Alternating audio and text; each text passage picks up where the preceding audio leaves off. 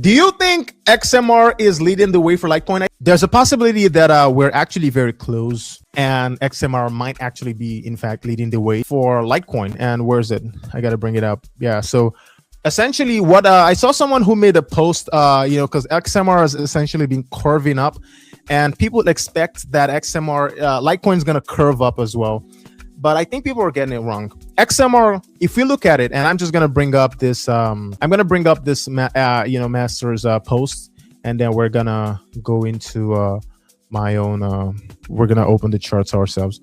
So essentially, what this master post did was it showed XMR finally catching up to its its network value model, because that's what Master's entire thesis is about. It's about like the fair value gap. But what I'm saying about Monero is Monero curves up. You can see that Monero grinds and like curves his way up and then crashes, and it curves his way up and then crashes, and it curves his way.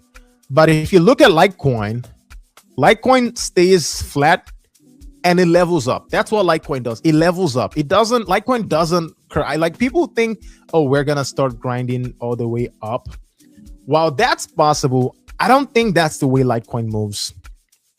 I don't think that's the way Litecoin moves at all. And this shows it. We're gonna plot it ourselves. You can see here. This you see how we just leveled up there, and we leveled up again. And essentially, that's what we do: level up, level up, level up, level up, vertical repricing. But Monero kind of like does it more muted. It just curves up. So I think whenever we do that repricing, it's definitely going to be vertical, in my opinion, vertical and fast. And I think LTC is just it's hunting liquidity and trying to grab as much money as it can to fuel its run. Because like, of course, the more you grab all that sweet liquidity, the more you can actually absolutely explode. So we're going to look at LTC XMR side by side. I don't like looking at the ratios of altcoins against each other, because those ratios don't mean anything. This is it essentially.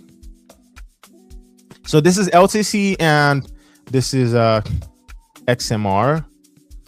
So this is XMR and this is LTC. December 2015 up until February 2017. December 2015 to February 2017. Litecoin did nothing. That's more than a year. That's a year and 2 months, a year and 3 months actually, because December is a full month.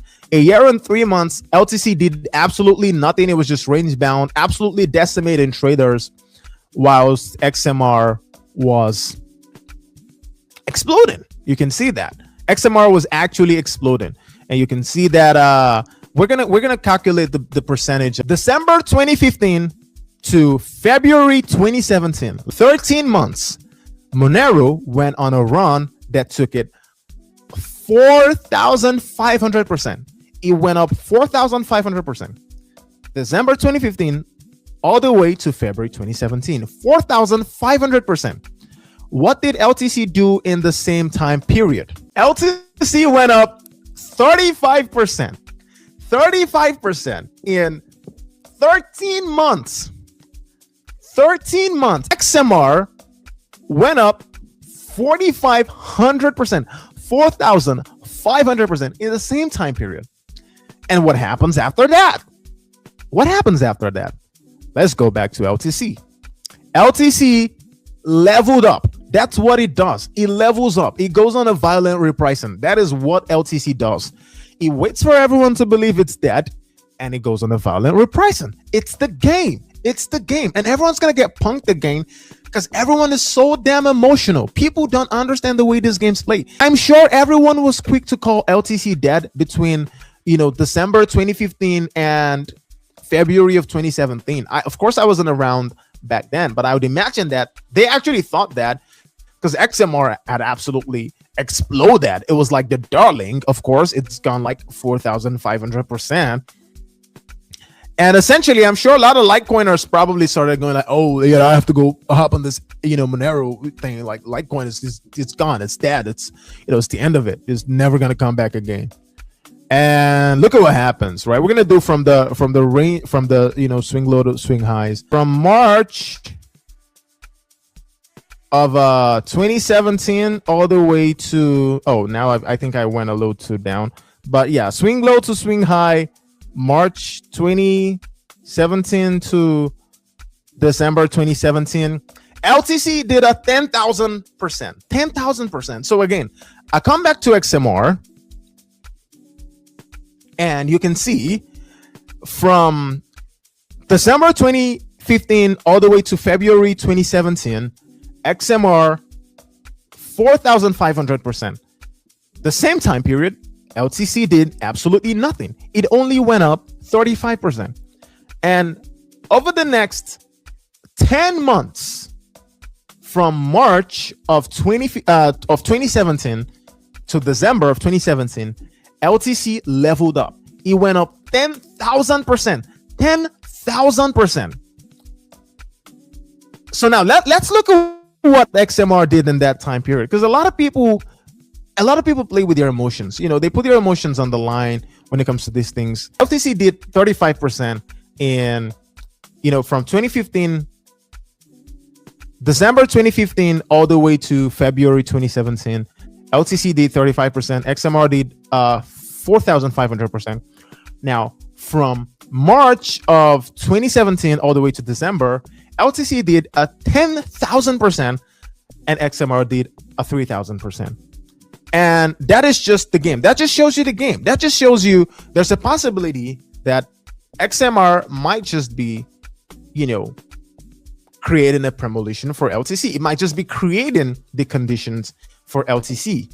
So if that's what we're seeing here, then let's see, when did XMR start its move? Where was the beginning of this? The beginning of this when we broke out of this EMA ribbon.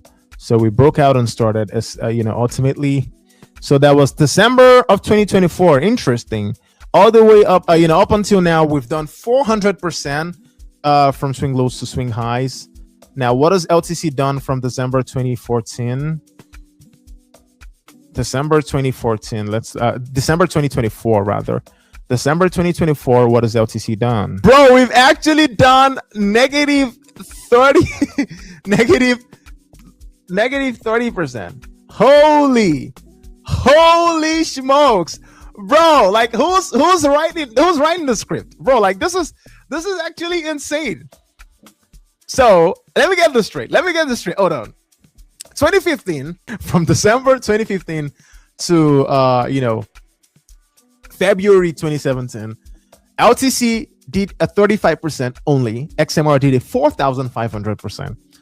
And from March 2017 all the way to, you know, December of 2017, LTC did a 10,000%. 10,000%. And XMR did a 3,000%. Now, it just happens to be that right now, just like I showed, LTC has done a minus 30% in the same time period. So from December 2024, you know, all the way to now, LTC has done a minus 30%, and XMR has done a 400%. Again, just like it did the last time, just going in steps, minding absolutely no one, just doing nothing, you know, acting like it's no one's business what it's doing. That was essentially the way it did its move then.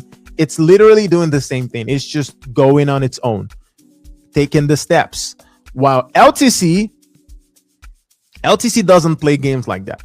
LTC takes its time and it levels up. That's what it does. It takes its time, and when it's ready, it levels up. It levels up. It levels up. It levels up. LTC doesn't play those games. And that's why I believe LTC is so brutal. It's just so brutal because the way it moves is by leveling up. That's what it does. It just levels up. So I think it's a brutal game, and a lot of people are going to continue to get destroyed in this game because a lot of people, you know, longs are just going to continue to, you know, double down on your longs. You can't tell them what to do. They're going to continue to leverage, and they're going to continue to give like LTC the liquidity fuel that it needs to pop off. And when it pops off, they're going to have nothing to be able to buy spot, and they're going to end up buying the top. That's just the way it works, the way market works. You know, unfortunately, in a game of poker, there has to be a sucker on the table. It sucks, but like, yeah, that's just the way it is. It sucks. But yeah, I think we've been able to establish reasonably, right, at least by pattern recognition, that XMR might actually be leading the way for Litecoin.